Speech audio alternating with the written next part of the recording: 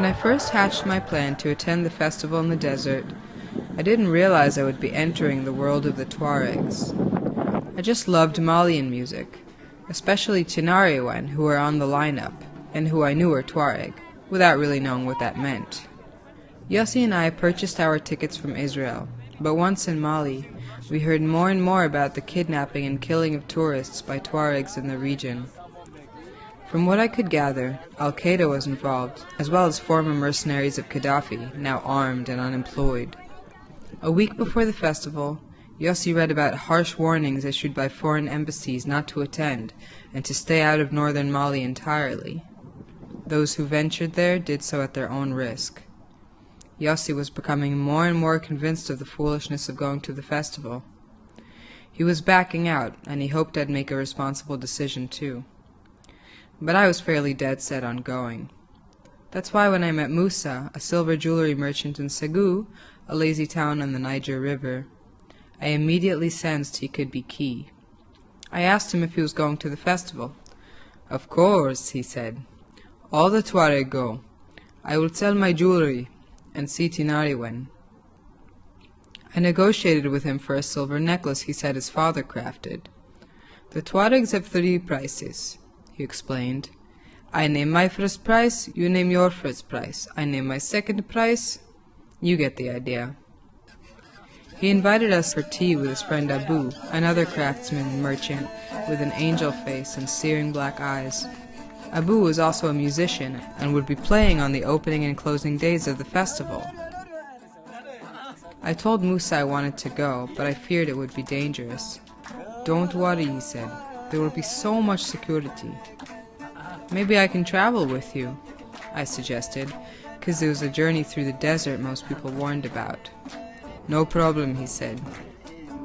I had the uncanny feeling that I was seeking protection from someone I should be suspecting. How ironic would it be if I were putting myself in the hands of someone who could coordinate with Al-Qaeda operatives to intercept our 4x4 in the sands of northern Mali and sell me to them for a much better income than a year of jewelry sales. "Can I trust you?" I asked. "First you must trust God, then trust yourself. I trust only myself." He was inscrutable. I chose to trust him. I visited the Tuaregs each day while in Ségou, and bought a pipe from Abu as well. When we left Ségou, Yosee was not certain they were trustworthy. It was only further up north, after speaking to other tourists who planned to attend the festival, that Yosee silently changed his mind. We traveled 4 hours by 4x4 and ferry to get to Timbuktu with Musa. Around the time I relinquished my suspicion, Musa dubbed me Aisha.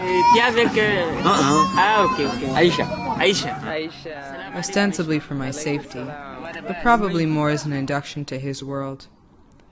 For the 2 days before the festival, we stayed in the home Musa had built for his family in Timbuktu. We were grateful, but always wary that he had some sort of financial motive. He was renting a tent at the festival from which to sell, and we paid to share it with him. It cost far less than what tourists paid when they went through the festival organizers, but we were fairly certain Musa was benefiting from the deal.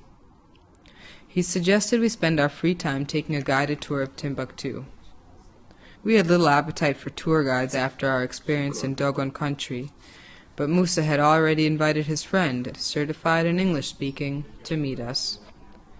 When Dramane, the guide, came, I insisted that we would not pay any more than 5,000 sefa, about $10, for a 3-hour tour. He did not try to bargain. In fact, he spent an extra hour to help us find a bank, which would change Yosee's dollars, but we did not compensate him for the time. The festival rolled around, and I was surprised to see that it was dominated by Tuaregs. They made up the majority of musicians, merchants, and audience, it seemed, unless regular citizens were camouflaging in Tuareg turbans. I learned that the festival was originally an annual tradition, where the nomads met to trade goods, culture, and stories. Daytime at the festival had its unexpected hardships for the tourist, most notably the merchants. One could not walk 50 paces out of his tent without being solicited by someone to "Come, look, don't buy, just look, I have different things from what you've already bought. Just name your price. The Tuaregs have 3 prices." There was no check on their activity. The festival was by the Tuaregs for the Tuaregs. They needed to make a living, but this year the onus of that living rested on a vastly reduced number of tourists, several hundred rather than thousands. The cause and effect nature of the situation was obvious. The single tourist killed by his kidnappers in November was a German. I did not encounter one German at the whole festival. Come sunset, though, everything changed. Tuareg bands like Tamas, Terakaft, and with the most accolades, Tinariwen came on, and the Tuaregs reveled.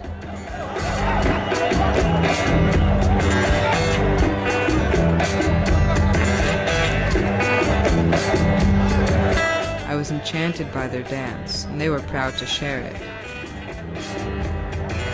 The first time I saw locals flocking to dance with foreigners, I was suspicious.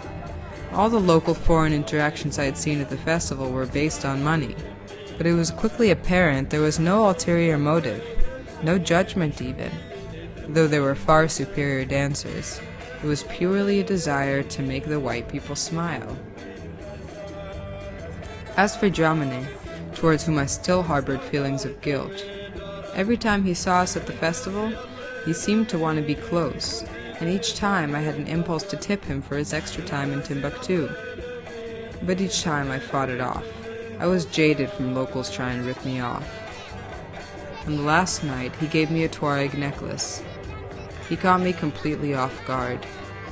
As much as I admired the Tuaregs, my initial suspicion of their political motives was only overcome by suspicion of their financial motives. But I realized that the latter protected against the former. The Tuaregs and the locals in general depended on income from tourism. Timbuktu was suffering palpably from the perceived danger towards travelers there. That's why, despite the pride and nationalist aspirations of the Tuaregs, I never saw any chest beating, nor heard a bad word against our foreign cultures, or the Malian soldiers surrounding the festival. In fact, audience reactions throughout the concerts demonstrated their openness towards other cultures.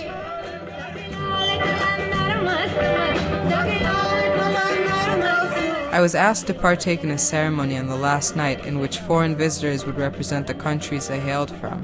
When they called out the State of Israel, I walked onto a stage packed with tourists and Mali's political leaders. I was told later on there were a few boos in the audience, but I couldn't hear them over the applause. Musa's promises were true. Nothing violent occurred throughout the festival. But within 2 days of leaving Timbuktu, there was a Tuareg uprising, with scores of casualties on both sides, and thousands of refugees. In Bamako, the president was overthrown by the military, and Al-Qaeda took over the north. Dramane calls and emails me every now and then, telling me that they've lost their freedom, the doctors have fled with the others, water is hard to come by, Al-Qaeda beat people publicly for unorthodox behavior, including making music, and Musa and Abu have taken to the desert. I used to think the trip ends when you land back home, but I've learned better. The people who touched me in Mali struggle on, while I have the bittersweet luxury of floating back there in spirit only.